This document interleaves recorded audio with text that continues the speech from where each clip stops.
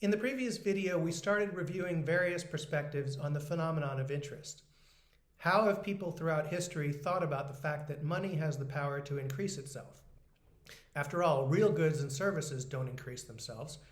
Has it ever happened that someone set aside a supply of physical capital and come back later to find that the capital had increased? No, that never happens. So why does money have that power? After all, money was invented as a proxy for physical capital, as a way to facilitate the exchange of real goods and services when direct exchange, i.e. barter, is impractical. So why should money behave in a fundamentally different way from those goods and services? Why does money have powers that goods and services don't have?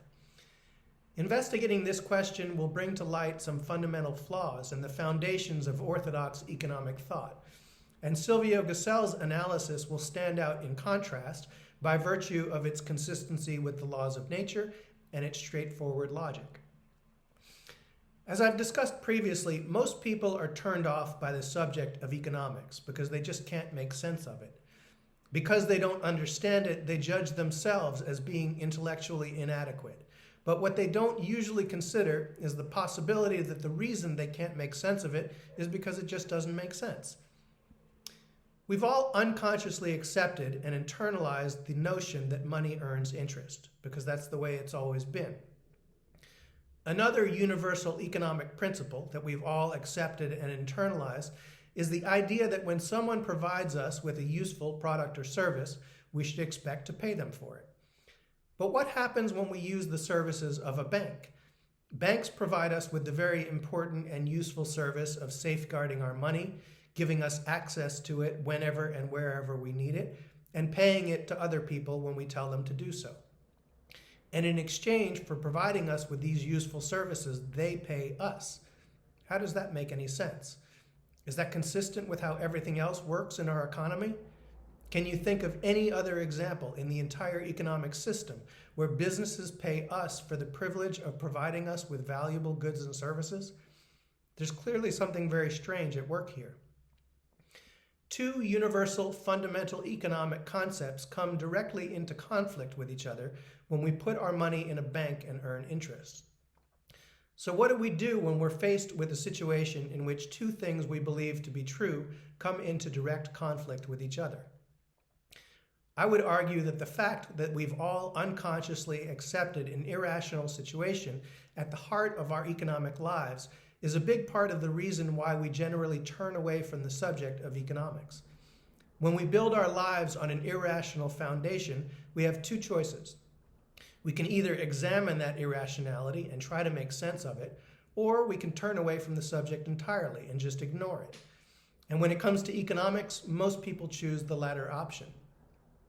The problem is that by doing so, we forfeit control of one of the most important aspects of our lives to other people. And it's certainly not reasonable or safe to assume that those people will make choices which are in our best interests. As I've argued throughout this video series, these issues are too important to be left to the experts. If we want an economic system that promotes the values and priorities that are important to us, we need to take responsibility for our own destinies. And the only way to accomplish that is for every one of us to become more knowledgeable about economics so we can decide whether or not the system we've created is working the way we want it to. The alternative is to continue to allow others to make decisions on our behalves and hope for the best. So we need to investigate and understand why the phenomenon of interest exists. We need to unravel the mystery of why money has the power of growth when the real goods and services it represents don't have that power. And we need to analyze why banks pay us for the privilege of providing us with the valuable service of holding, safeguarding, and giving us access to our money. So let's start by familiarizing ourselves with the so-called classical theory of interest. This theory essentially views interest from two different vantage points: that of income earners choosing between consumption and saving, and that of businesses seeking capital to engage in productive enterprise. According to the classical theory, from the point of view of income earners, interest represents a reward for refraining from present consumption. And from the point of view of businesses, Interest represents the cost of obtaining the resources they need to engage in productive enterprise. And the rate of interest is determined by the interaction between these two groups. In a moment, we'll look a little more closely at how the amounts of supply and demand for money are determined. But first, let's think about the notion that people are rewarded for refraining from present consumption. This is a cornerstone of the entire edifice of orthodox monetary thought. But does it make sense? Is it consistent with the nature of the real goods and services which make up the economy? If you buy a gallon of milk and refrain from consuming it for a month, do you receive a reward? Does the quantity or quality of your milk increase during that month? No, the opposite happens. Anyone who waits to consume milk is punished, not rewarded for postponing consumption. What about meat? If one postpones consuming meat, do they receive a reward? No, the same thing happens as with milk. The longer one waits to consume it, the more value they lose. And the same goes for virtually any kind of food. What about other types of goods and services? What about building supplies, for example?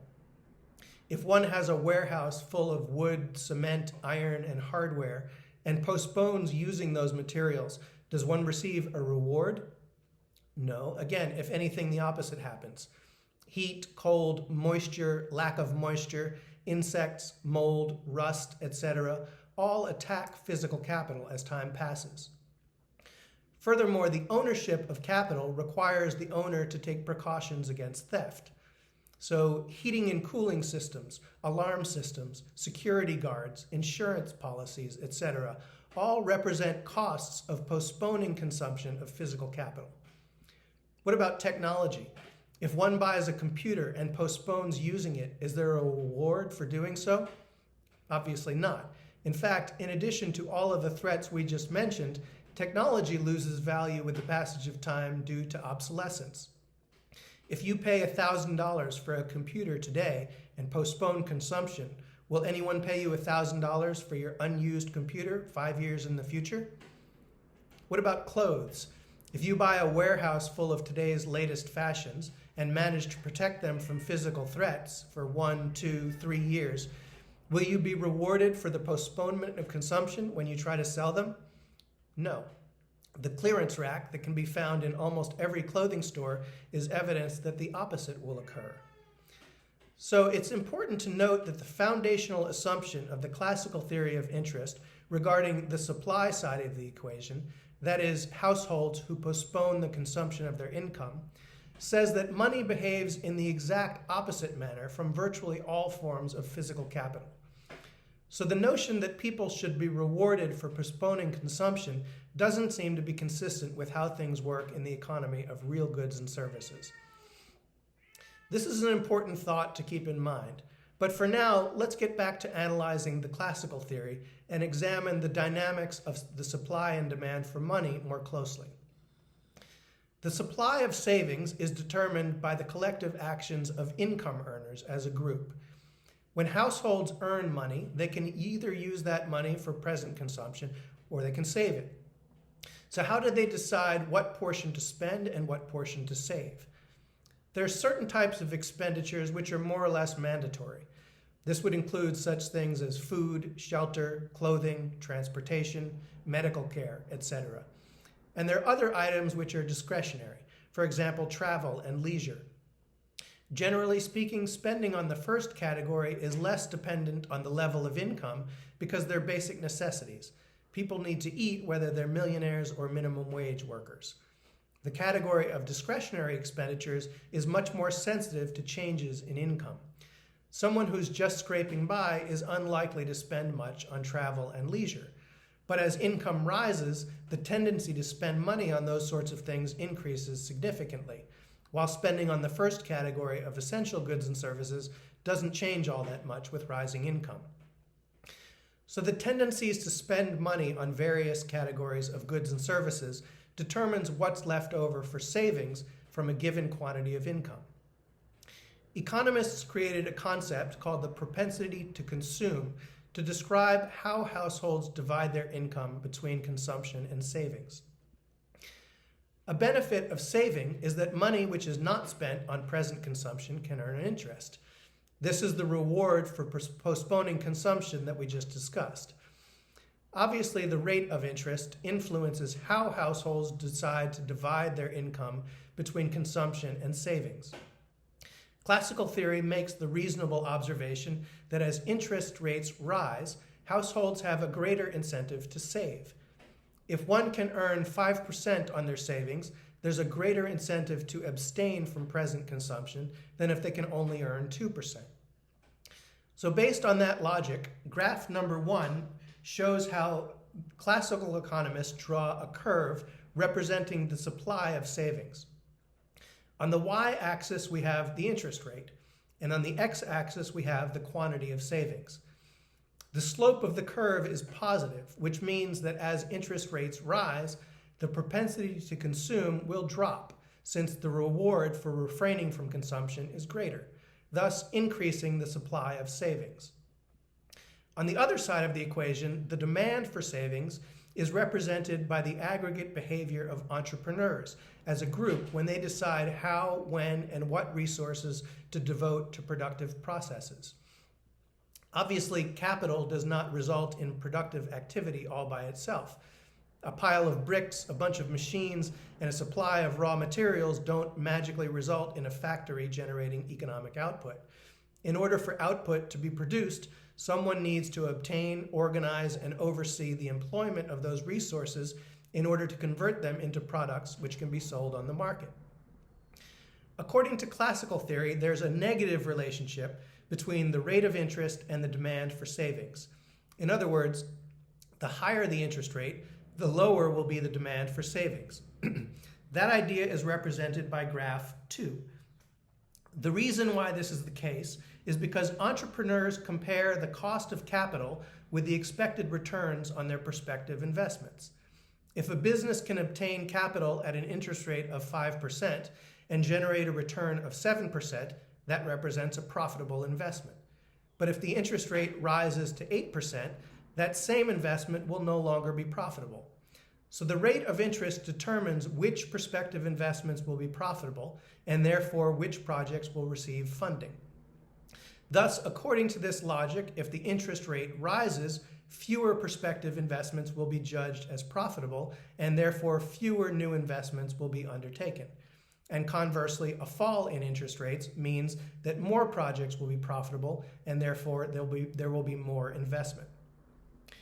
Classical theory tells us that there's an automatic mechanism whereby the supply and demand for savings tend toward equilibrium. This is represented by the third graph. If there's an imbalance, for example, more demand than supply, the rate of interest will rise, thereby causing more prospective investments to fall below the break-even point, thus diminishing the overall demand for capital, while simultaneously increasing the rewards offered to savers, thus causing the average propensity to consume to drop, thereby increasing the supply of savings until equilibrium is reestablished. This logic is what underlies the present-day conventional wisdom among government officials and central bankers that the way to deal with economic weakness and unemployment is to cut interest rates, since if the classical theory is correct, doing so will result in an increase in investment, which in turn will create more jobs and thereby remedy the unemployment. It's a nice theory, but does the real world actually work that way? Not necessarily. In the next video, we'll talk about John Maynard Keynes and his criticisms of the classical theory of interest. Thanks for watching.